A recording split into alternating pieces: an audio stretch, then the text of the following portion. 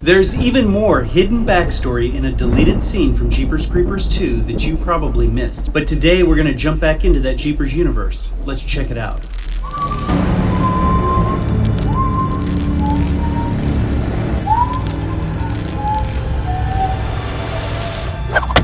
This deleted scene from Jeepers Creepers 2 is just loaded with backstory information we never got to see. Luckily for us, they filmed it, which means we have it. As promised, we're going to dive back in and see what else this scene has to offer.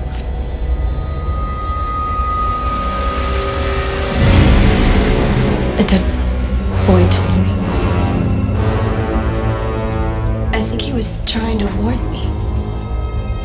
He was trying to warn all of us that this thing has been around for thousands of years and that nothing has been able to kill it. The boy was trying to warn us that by morning it has to go back into the earth, into the ground for 23 more years.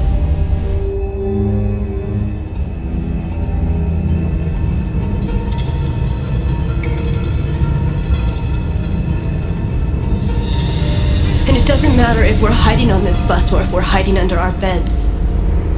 It'll find us. The ones that it picked out. The boy told me that it can smell in our fear who it wants and what from them it wants to eat.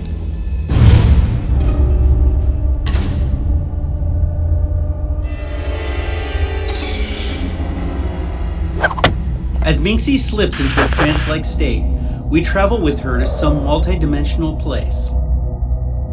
There we join Derry so that he can show us some backstory information. At first glance, we look over a field where a great battle took place. We can see the remains of ancient warriors that clearly knew about the Creeper. We know this because their shields and armor have images of the Creeper on them. We are led to believe that these warriors were slaughtered at the hands of the Creeper, much like the modern creeper hunters in Jeepers Creepers 3 were well on their way to becoming extinct. But is that all that's happening here?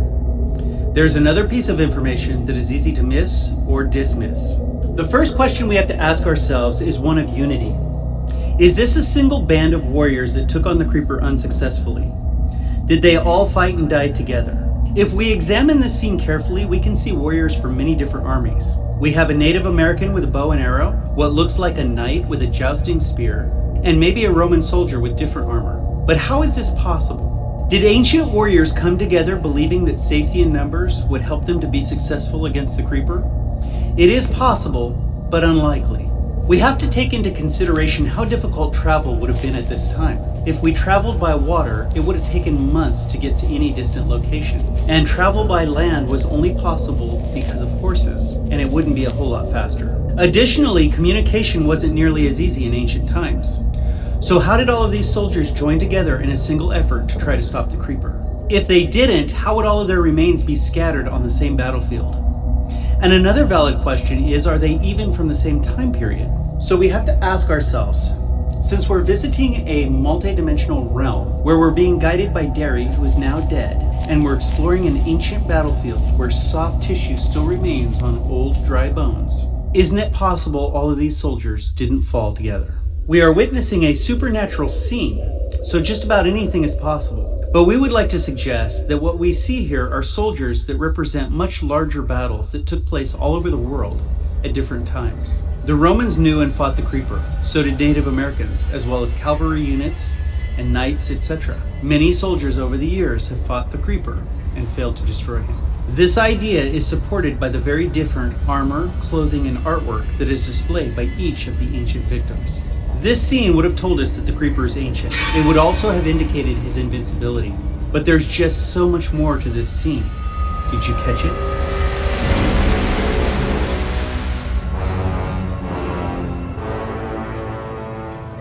There's a brief image of the Creeper from a very long time ago that is just rich in clues about his backstory.